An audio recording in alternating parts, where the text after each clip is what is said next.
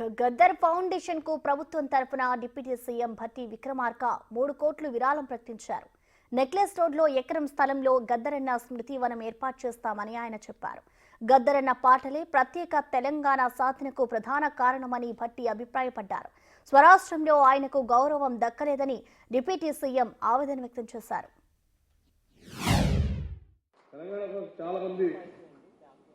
నేనే పుట్టాను, నేనే నడిచాను, నా దాన్నే వచ్చిందని చాలా మంది చెప్పుకుంటూ ఉంటారు.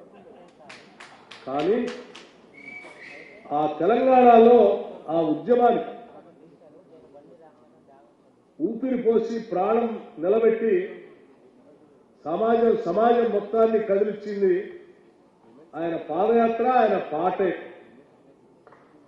ఆయన పాటనే పొడుస్తున్న పొద్దు మీద అనేటువంటి ఆ పాట ఒక్కటే మొత్తం యావత్ తెలంగాణ సమాజాన్ని కదిలిచ్చింది, ఆలోచింపజేసింది. అటువంటి మహానుభావుడు ఈరోజు మనందరం, ప్రత్యేకంగా నేనైతే చాలా బాధపడేది ఏంటంటే, తెలంగాణ వచ్చిన తర్వాత ఏ తెలంగాణ కోసం అయితే ఆయన ఎంత గొప్పగా పోరాటం చేశాడో, ఆ పోరాటం చేసినటువంటి వ్యక్తికి సరైనటువంటి గౌరవం, సరైనటువంటి స్థానం దక్కలేదనేటువంటి బాధ మా అందరినీ వెంటాడి.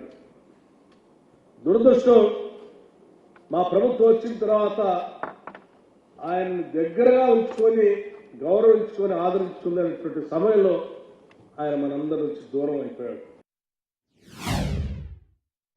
రాష్ట్ర ప్రభుత్వం నుంచి అధికారికంగా వారి జయంతిని, వర్ధంతిని చేస్తామని చెప్పి ఒకరోజు ప్రకటించారు. కేవలం జయంతి, వర్ధంతి ఉత్సవాన్ని ప్రకటించడం ఒకటే కాదు, సాంస్కృతిక రంగంలో అత్యున్నతగా భావించేటువంటి సినిమా రంగానికి ఇచ్చేటువంటి ప్రతిష్టాత్మకమైనటువంటి అవార్డులు, నంది అవార్డులు గత 10 సంవత్సరాలుగా రాష్ట్రం ఏర్పడిన తర్వాత తెలంగాణ ప్రభుత్వం పూర్తిగా వాటిని వదిలేసింది. కానీ తెలంగాణ అంటేనే గద్దరన్న, తెలంగాణ సంస్కృతి అంటేనే గద్దరన్న, తెలంగాణ కళలంటేనే గద్దరన్న.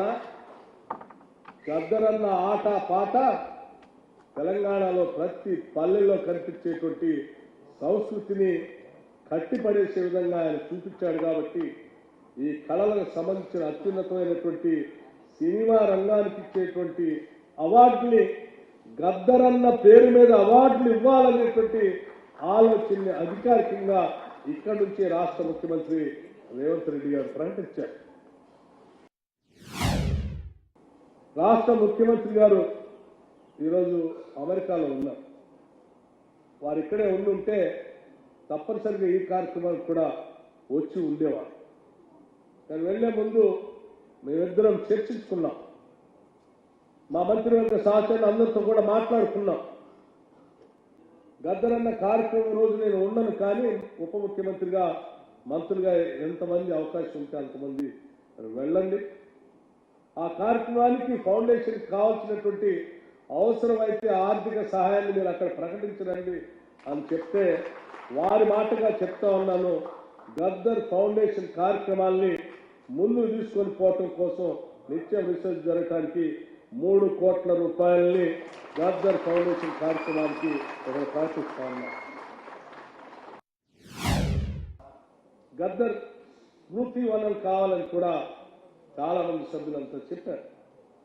మేధావులు ఆలోచన చేసి ఆయన ఆలోచన విధానాన్ని ఒక మ్యూజియంలోనూ లేకపోతే ఆ స్మృతి వనం దగ్గరికి సందర్శించుకున్న ప్రతి సందర్భంలో ఆయన చెప్పిన ఆలోచనలు అమలు చేయడం కోసం కొద్ది మందికైనా స్ఫూర్తి చెందితే ఈ సమాజానికి ఉపయోగపడుతుందనేటువంటి ఆలోచనతో ఈ రాష్ట్ర ప్రభుత్వం తప్పనిసరిగా ఆలోచన చేసింది. వారు ప్రత్యేకంగా నన్ను చెప్పవన్నారు కూడా.